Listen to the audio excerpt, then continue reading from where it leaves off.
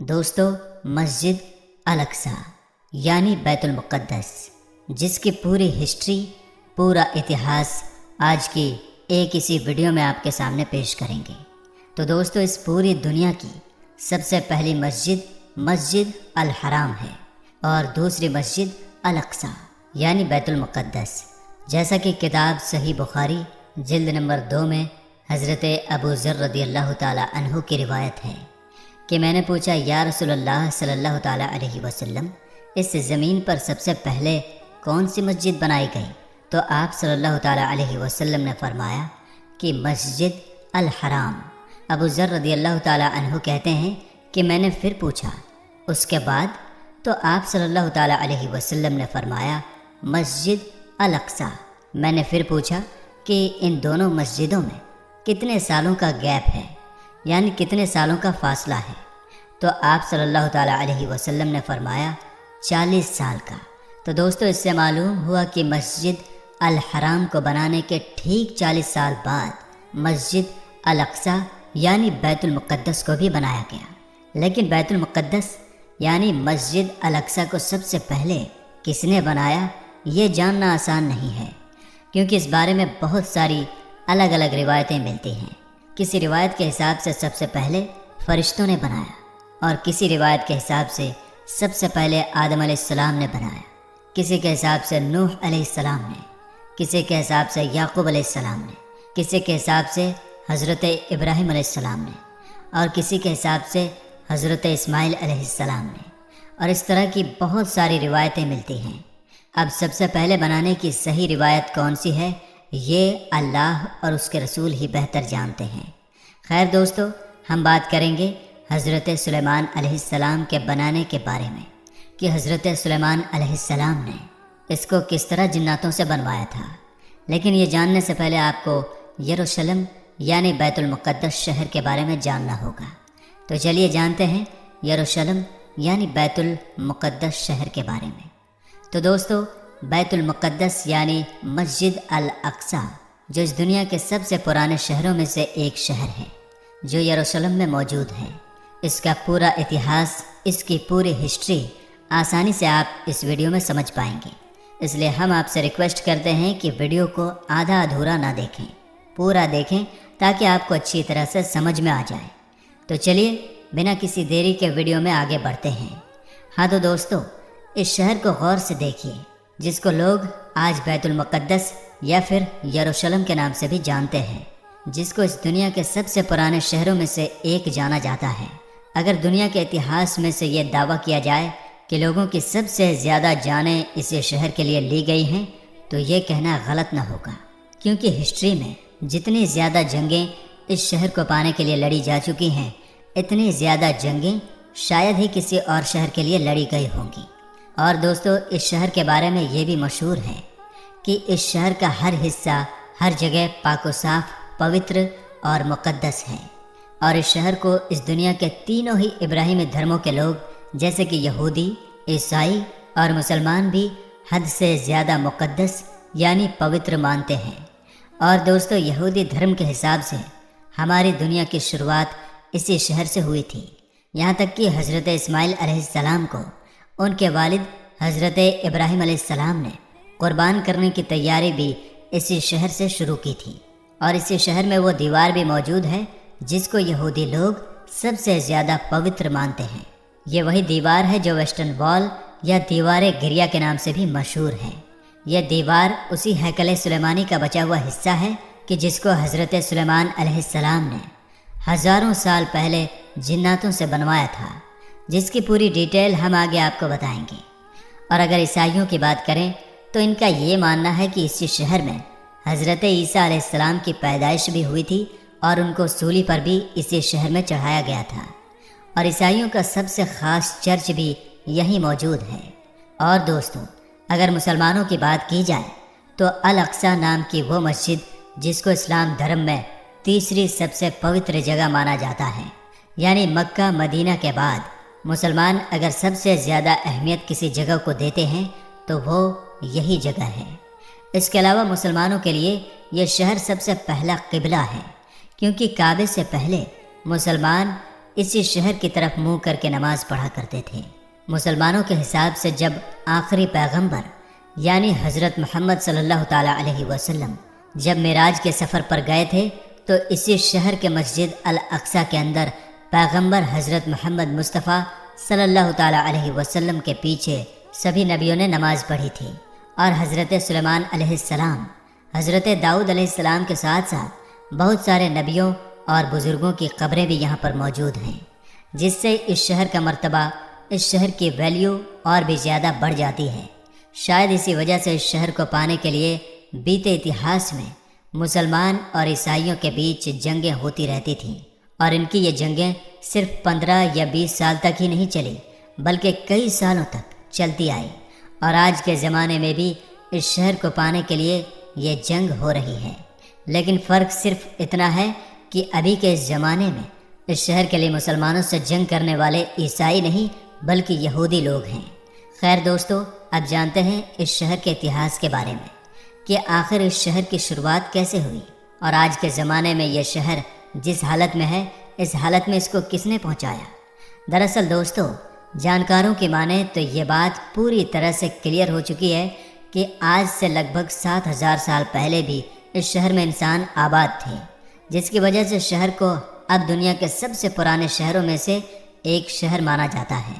درج کی گئی ہسٹری کے حساب سے دیکھا جائے تو اس شہر کو سب سے پہلے حضرت داؤد علیہ السلام نے حاصل کیا تھا، وہی داؤد علیہ السلام جن کو یہودی اور عیسائی دھرم کے لوگ ڈیوڈ کہتے ہیں۔ داؤد علیہ السلام نے اس شہر کو حاصل کرنے کے بعد اس کو اپنی سلطنت کی راجدھانی بنایا تھا۔ حضرت داؤد علیہ السلام نے اس علاقے پر لگ بھگ 33 سال تک راج کیا تھا۔ ان کے بعد ان کی یہ حکومت ان کے بیٹے یعنی حضرت سلیمان علیہ السلام کے پاس چلی گئی تھی، وہی سلیمان علیہ السلام جن کو یوروپ میں سولومن کے نام سے بھی جانا جاتا ہے۔ سلیمان علیہ السلام نے ہی اس ہیکل سلیمانی نام کی مشہور بلڈنگ کو بھی جناتوں سے بنوایا تھا، جس کے اندر تابوت سکینہ کو رکھا گیا تھا۔ تابوت سکینہ ایک ایسا صندوق یعنی ایک ایسا بکسہ ہوا کرتا تھا جو حد سے زیادہ خاص ہوا کرتا تھا۔ اس صندوق کے اندر پرانے گزرے ہوئے بہت سارے مشہور نبیوں کے تبرکات ہوا کرتے تھے،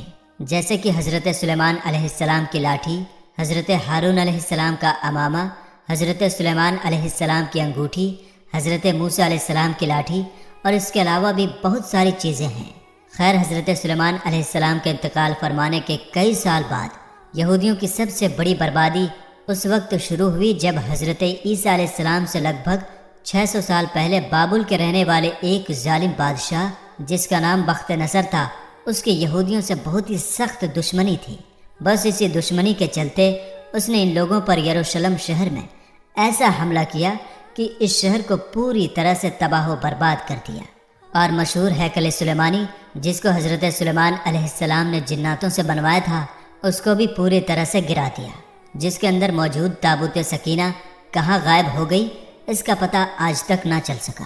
ہیکل سلیمانی کے گرنے کے بعد بس ایک دیوار ہی بچ گئی جہاں آج جا کر یہ یہودی روتے ہیں اور جس کو ویسٹرن وال یا دیوار گریا کہتے ہیں۔ خیر دوستو، اس حملے کے بعد جب ہزاروں یہودی مارے گئے تو اس سے کہیں زیادہ یہودیوں کو اس بادشاہ نے غلام بھی بنایا، اور غلام بنا کر اپنے ساتھ اپنے علاقے یعنی بابل لے کر چلا گیا، اور اس کے کچھ سالوں کے بعد ہی یعنی 539 عیسیٰ پورو میں ہی سائرس دی گریٹ نام کے ایک یونانی رحم دل بادشاہ نے اس شہر بابل پر ہی حملہ کر دیا، جس بابل شہر کے بادشاہ نے یہودیوں کو تباہ و برباد کیا تھا اور غلام بھی بنایا تھا۔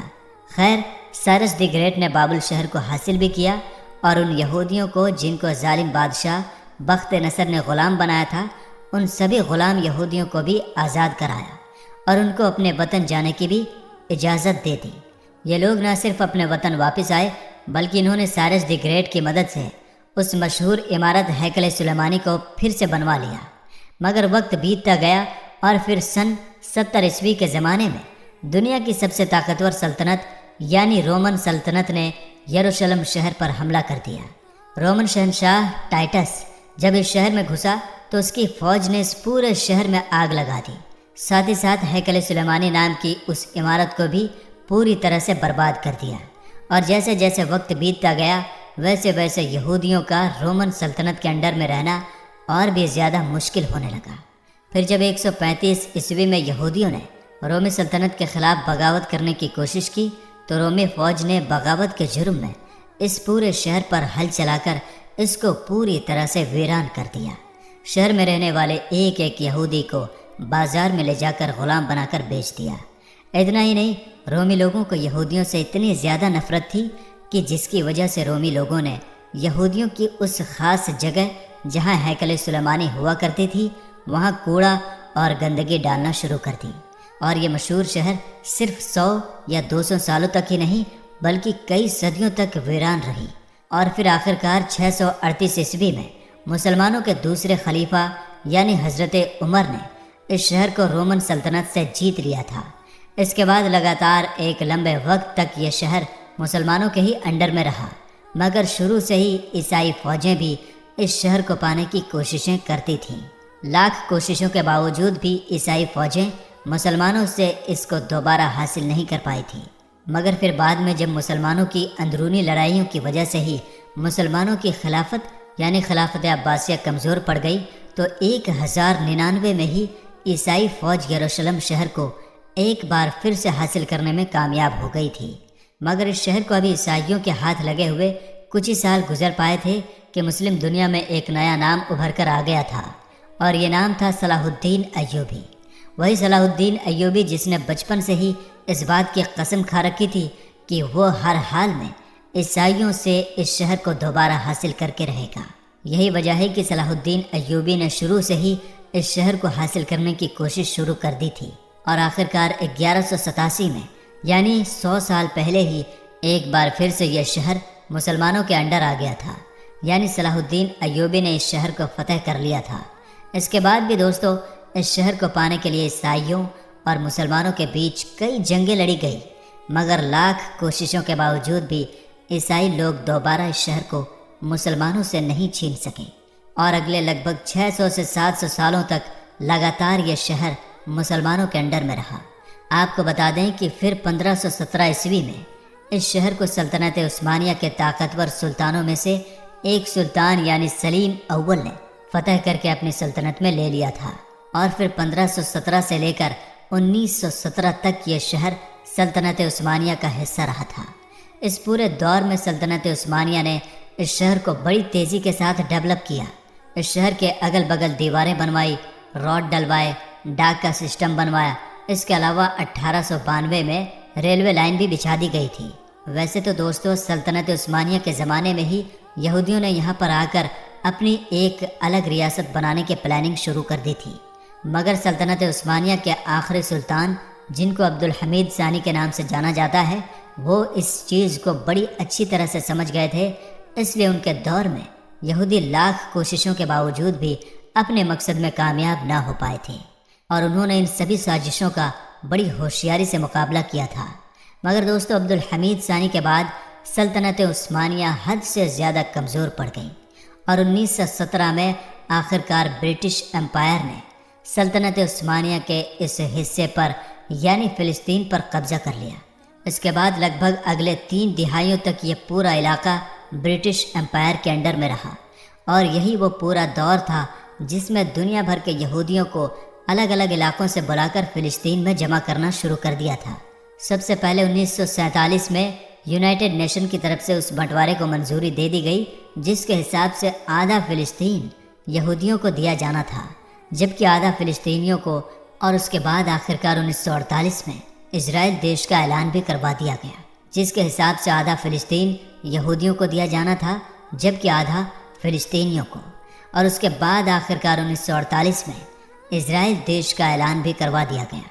اس اعلان کے ساتھ ہی نہ صرف فلسطین کے 2 ٹکڑے کر دیے گئے بلکہ ساتھ ہی ساتھ یروشلم شہر کو بھی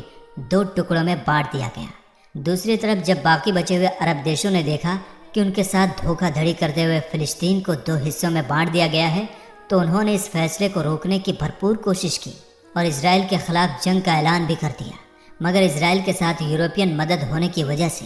عرب دیش اس جنگ کو جیت نہ سکے، اور وہیں دوسری طرف اسرائیل نے 1947 کی جنگ میں باقی بچے ہوئے یروشلم کے دوسرے حصے پر بھی قبضہ کر لیا۔ آپ کو بتا دیں کہ 1947 میں یونائٹڈ نیشن کی طرف سے کیے گئے بنٹوارے کی وجہ سے آج بھی دنیا کے لگ بھگ سبھی دیش اسرائیل کے پورے یروشلم شہر پر قبضے کو غلط مانتے ہیں، مگر اس کے باوجود بھی اسرائیل دیش نے نہ صرف پورے یروشلم کو اپنے کنٹرول میں لے رکھا ہے بلکہ فلسطین کے بھی زیادہ تر حصے پر قبضہ کر چکا ہے۔ اور میرے دوستو، آپ نے آج کے اس دور میں دیکھا ہوگا اور سنا بھی ہوگا کہ جیسے ہی اسرائیل پر حملہ ہوا تو سارے کے سارے کفار اسرائیل کے ساتھ اکٹھے ہونے شروع ہو گئے، اور اسرائیل کے پردھان منتری نیتن یاہو نے امریکی راشٹرپتی بائیڈن کو فون کر کے مدد کرنے کو کہا۔ جواب میں اس نے کہا کہ آپ کس طرح کی مدد چاہتے ہیں، ہم آپ کو ویسی ہی مدد دیں گے، اور اسرائیل کے لوگوں کی حفاظت ہماری ذمہ داری ہے۔ اس بات سے آپ یہ اندازہ لگا سکتے ہیں کہ کفار کے دلوں میں مسلمانوں کے خلاف کس طرح سے دشمنی کوٹ کوٹ کر بھری ہوئی ہے۔ میرے دوستو، فلسطین انبیاء کی سرزمین ہونے کے علاوہ مسلمان کا پہلا قبلہ بھی ہے۔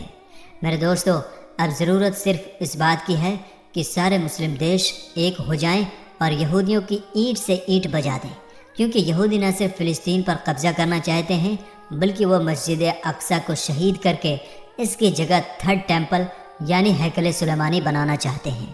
اب مسلمان کو کلمہ لا الہ کے ناطے اور مسجد اقصیٰ کے ناطے ایک ہونا ہوگا، کیونکہ جب پورے کافر ایک ہو سکتے ہیں تو مسلمان کیوں نہیں؟ اللہ تبارک و تعالیٰ سے دعا ہے کہ اللہ تبارک و تعالیٰ ہمارے فلسطینی بھائیوں کی مدد فرمائے اور تمام امت مسلمہ کو کفار کے خلاف، خاص کر کے یہودیوں کے خلاف جہاد کرنے کی توفیق عطا فرمائے۔ تو میرے دوستو، آج کی اس ویڈیو میں بس اتنا ہی، ملیں گے انشاءاللہ تعالیٰ پھر ایک ہسٹوریکل ویڈیو کے ساتھ، تب تک کے لیے السلام علیکم۔